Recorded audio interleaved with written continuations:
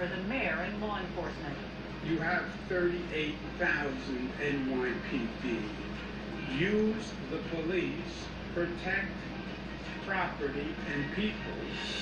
Civil rights investigation. Minnesota will look into the policies, procedures, and practices of the Minneapolis Police Department over the last decade.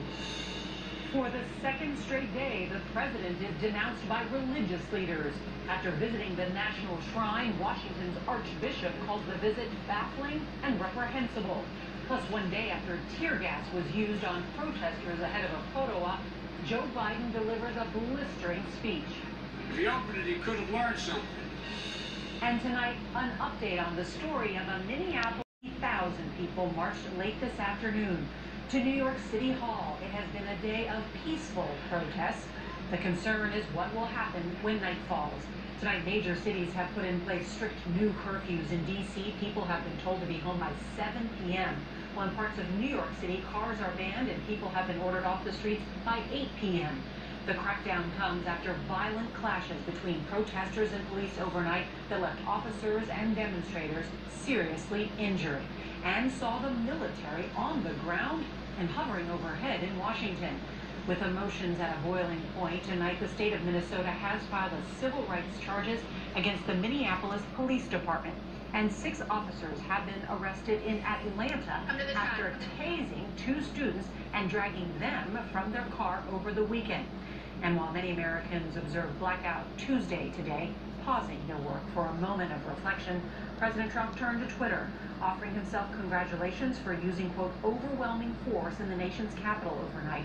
Well, there's a lot of news to cover tonight, and our correspondents are standing by across the country.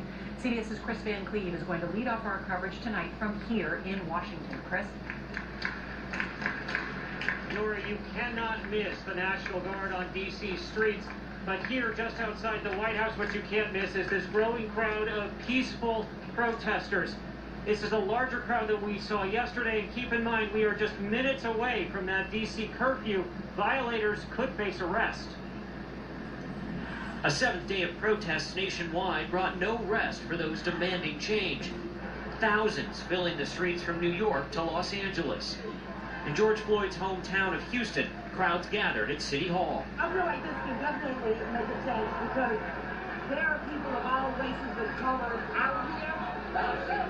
In Washington, a huge peaceful demonstration back outside the White House as controversy swirls over Monday night's use of force. That's a flashbang. All right, so we are just minutes away from D.C.'s 7 o'clock curfew. You heard the flashbang. That is an attempt to clear the crowd out. Troubling video shot by WJLA-TV shows officers roughing up an Australian news crew, prompting calls for an investigation by the Prime Minister. And overnight, this bizarre scene. A military medevac helicopter hovering low over a crowd as if to literally blow them away. About 100 demonstrators avoided arrest for violating D.C.'s curfew by rushing into this home at the invitation of its owner. I flung open the door and just started grabbing people and just saying, get in. And they were decimating the crowd here that was doing nothing. They were looking for a fight. In Minneapolis, where Floyd died in police custody, the night passed peacefully. Today, Minnesota's governor announced the filing of a civil rights lawsuit against the city police department. If this is not an inflection point to change that, this will come back again if it's not addressed. 6 Atlanta police officers are now facing assault charges after tasing a college student and pulling another out of a car window during a traffic stop Saturday.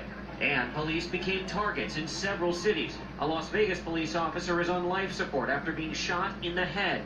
A driver hit this NYPD officer and took off in the Bronx, and 4 St. Louis officers were shot amid unrest. Thank God they're alive. They're alive. But can we make some sense out of this? They're not shooting us. But there are signs of healing the divide. Police marched with demonstrators in Indianapolis. And in Phoenix, knelt as a symbol of solidarity. Also mourning. Today, the mother of Floyd's 6-year-old daughter, Gianna, spoke through tears. I want justice for him because he was good, no matter what anybody thinks.